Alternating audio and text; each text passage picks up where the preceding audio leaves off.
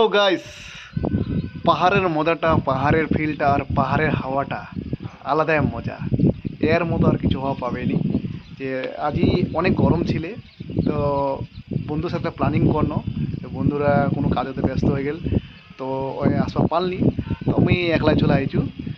পাহাড়ে এত হাওয়াটা, একটা পাহাড়ের যে কাছের রাস্তার বলো, তুমি ছাদের বাড়ির উপর চড়িয়ে না এই ভিডিওটা বানাচ্ছু, তোমার দেখাই পারছেন। দেখো পাহাড়ের একদম পুরো পাহাড়ের নাজারটা। ওই টিংলিংয়ের যে টিংলিংটা ক্রস করে চলে আসছে, ওসব টিংলিং যেমন টিংলিং পুরো ভিড় ওর আমি দেখাম তোমাকে বন্ধুরা। আজ এর মানে এটা হাওয়ার এত ফিল, এত আরাম, এটা আমি যে বাড়িটা চড়িয়ানে। আর তোমার দেখাই পাচ্ছেন দেখ পাহাড়ের নাজারাটা। তো আমি ব্যাক করে পাহাড়ের কেবারে দেখাম, তুমি ব্যাক ক্যামেরা করে দেখাচ্ছ তুমি। দেখো বন্ধুরা, কত ছোট ছোট বাড়ি, পাহাড়ের মাঝখানে কত ছোট ছোট ঘন ঘন বাড়ি বাড়ি বাড়িছে। হ্যাঁ, তবে এই যে আগের রাস্তাটা আমি আইছু, এই রাস্তাটা তোমাকে দেখা যাচ্ছ। এই রাস্তায় একটা রাস্তা তোমার মিরিক ঢুকে আছে, নিচের ভাগে দিয়ে যাওয়া আছে, একটা রাস্তা শিলিগুড়ি ডাইরেক্ট যাওয়া আছে এই রাস্তা দিয়ে।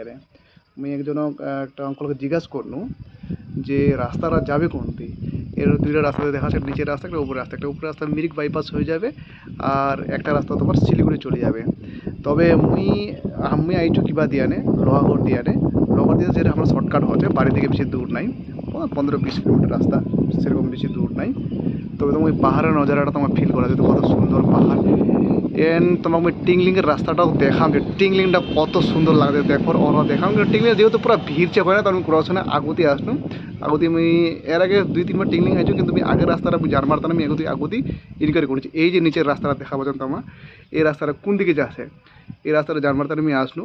কেন কোনো দিন ভবিষ্যতে যদি আরও আসা যায় যে ওই পাখা যে মিরিক যাওয়া যাবে শর্টকাট রাস্তা, অ্যান্ড শিলিগুড়ি যাওয়ার শর্টকাট রাস্তা আছে বন্ধুরা।